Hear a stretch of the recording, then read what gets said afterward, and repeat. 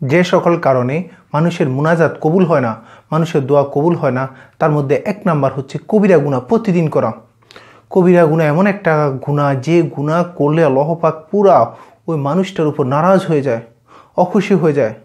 আল্লাহ পাক ওই সময় প্রত্যেকটা মানুষের জন্য 10 জন রহমতের ফেরেশতা থাকে, তাকে চতুর্পাশ থেকে তাকে শেল্টার দেয়, তাকে চতুর্পাশ থেকে সে সোজা হয়ে দাঁড়ানোর জন্য তার জন্য 10 জন ফেরেশতা আল্লাহ পাক একেবারে অ্যাট এ টাইম সর্বক্ষণিক রাখেই। এই 10 জন ফেরেশতাকে কী করে আল্লাহ পাক উঠিয়ে নেয়। আবার যখন কবিরা গুনাহ থেকে আপনি ফারেক হন, তখন আবার আল্লাহ রহমানুর রহিম আবার দেয়। ওই অবস্থায় আপনি যখন কবিরা গুনাহ করতেছেন, তখন ওই অবস্থায় যদি আপনার মৃত্যু হয়, আপনার পাশে যদি রহমতের ফেরেশতা না থাকে, আল্লাহ আকবার, আল্লাহ আল্লাহ আল্লাহ, তখন আপনার কি হবে? তখন আপনার আর মুখে দিয়ে কালেমা আসবে না। আমরা যত বড় যে এরকম নেক কাজই করি না কেন, আমাদের চতুর্পাশে রহমত দ্বারা বেষ্টন করার কারণেই আল্লাহ পাক আমরা নেক কাজ করতে পারতেছি। আল্লাহ পাক তৌফিক না দিলে আমি নেক কাজ করতে পারতাম না। আমি যে আমার মাধ্যমে আমি সমস্ত কিছু করতেছি না, আমার সমস্ত নেক কাজের মেইন হচ্ছে আমার মালিক আমাকে তৌফিক দিয়েছে। সেই নেক কাজ করার পর আমি যখন গুনার মধ্যে লিপ্ত থাকি, তখন ওই রহমতের ফেরেশতা ওই রহমতটা আল্লাহ পাক কী করে নেয়? উঠে নেয়। ওই অবস্থায় আবার আযাব আসে মানুষের উপর। কারণ ওই সময় আল্লাহ যখন কোনো মানুষকে আযাব দিবে বলে, তখন ওই রহমতের ফেরেশতাগুলোকে আল্লাহ পাক উঠায় নেয়। তখন আপনি যদি আল্লাহ না করুক কোনো অবস্থায় মৃত্যুবরণ করেন, কী অবস্থা হবে বলেন? এই জন্য আসুন, যখন আপনি কবিরা গুনাহ করতেছেন, তখন আপনার উপর রহমতের ফেরেশতা আসতেছে না।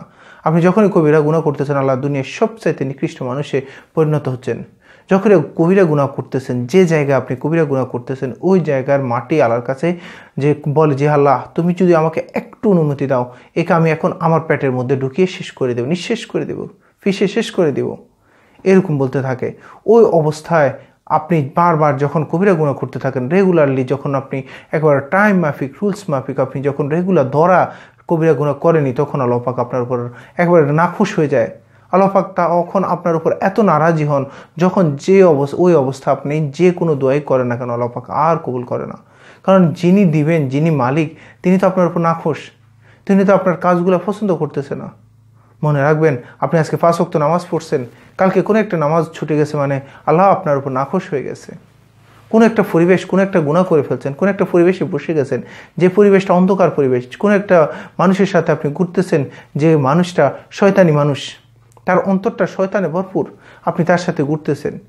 মনে রাখবেন, নেক কাজ যখন আমি বেশি থেকে বেশি করতেছি, আল্লাহ কেন যেন আমাকে চাইতেছে আরও বেশি নেক কাজ করানোর। কারণ আল্লাহ আমার উপর খুশি হইতেছে, আল্লাহ আমার উপর সবচেয়ে বেশি রহমত দিচ্ছে, এই জন্য আমি বেশি থেকে বেশি নেক কাজ করতে পারতেছি। আমি যখন যখন লিপ্ত হয়ে যাব, তখন মনে রাখবেন আল্লাহ নাখুশ হয়ে গেছে। আল্লাহ কোনো কারণে আমার কোনো একটা কাজের মাধ্যমে নাখুশ হয়ে গেছে, এই জন্য আল্লাহ আমার থেকে তৌফিকটা উঠে নিয়েছে। এই জন্য গুনাহ করা যাবে না। গুনাহ করলে সাথে সাথে ইস্তিগফার পড়েন। যত বেশি কবিরা গুনাহ করতেছেন, তত বেশি আপনি আল্লাহর একেবারে সবচাইতে নিকৃষ্ট মানুষ হিসেবে আপনি পরিণত হচ্ছেন। আল্লাহ পাক ওই অবস্থায় আপনার দিকে তাকানি না। যে মালিকটা 70 বার অধিক নেক দৃষ্টিতে তাকাইলে আপনি একটা নেক কাজ করতে পারেন, আর সেই মালিকটা আপনার দিকে তাকাচ্ছেনই না, কেমন লাগবে বলেন? যিনি আমার সমস্ত নেয়ামতের দেনেওয়ালা, তিনি আমার দিকে তাকাচ্ছেন না। আমার মাথার চুলের আগা থেকে পায়ের তালু পর্যন্ত সর্ব অবস্থা আমার মালিকের রহমত নেয়ামত ভরপুর। সেই মালিকটার সাথে নাফরমানি করে আমি কবিরা গুনাহ করতেছি। কবিরা গুনাহ একেবারে সমস্ত ফেরেশতা পর্যন্ত আপনাকে লানত করতে থাকে, সমস্ত মাকলুকাত আপনার উপর লানত করতে থাকে।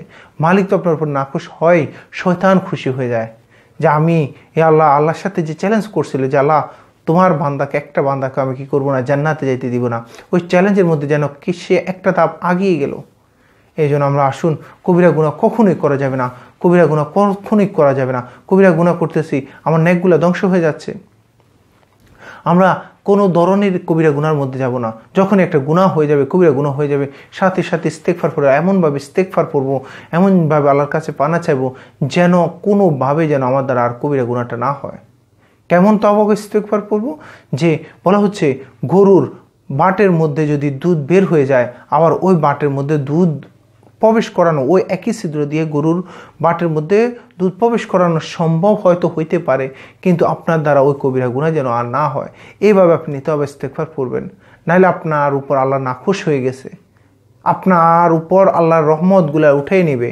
আর না, আল্লাহ যে সমস্ত নিয়ামতগুলা দিয়েছে, ওই নিয়ামতগুলা আল্লাহ পাক উঠিয়ে নেবে। তাহলে আমরা একটা মুহূর্ত আল্লাহর নিয়ামত ছাড়া বাঁচতে পারবো না।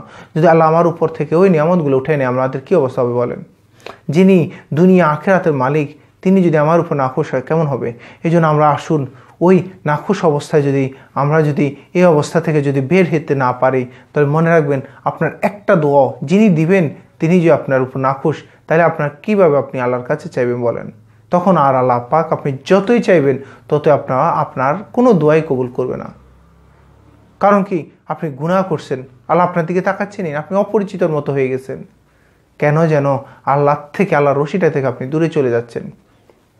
এই জন্য আসুন, কোনো বৎকার বান্দা যখন বেশি থেকে বেশি গুনাহ করে, কবিরা গুনাহ করে, তখন ওই বান্দাটা যখন আল্লাহর কাছে চায়, তখন ফেরেশতারা বলে, এই বান্দার কখনো তো আর আগে কখনো এরকম আওয়াজ শুনি নেই, একে তো আর কখনো এরকম দেখি নেই, একে তো কোনো ধরনের মসজিদে দেখি না, আজকে হঠাৎ এই মানুষটা কোথায় থেকে আসলো? অপরিচিতর মতো সবাই আপনাকে দেখে অপরিচিত, সবাই আপনার কথাটা শুনে অপরিচিতর মতো হয়ে যাবে। কারণ কি? আপনি এতদিন তো মালিককে ডাকেন নাই, বেশি থেকে বেশি তো আল্লাহ নাফরমানি করছেন, বড় বড় গুনাহ করছেন, কবিরা গুনাহ। এই জন্য আমরা কবিরা গুনাহ তো দূরে থাক, কোনো প্রকার গুনার কাছে কিনারে যাব না। বেশি থেকে বেশি আল্লাহ তাও ইস্তেগফার করে আমরা কবিরা গুনাহ থেকে, সমস্ত গুনাহ থেকে নিজেকে ফারাক রাখবো। যতটুকু বলছি, সবাইকে আমল করার সে তৌফিক দান করুক। আসসালামু আলাইকুম ওয়া রাহমাতুল্লাহি ওয়া বারাকাতুহু।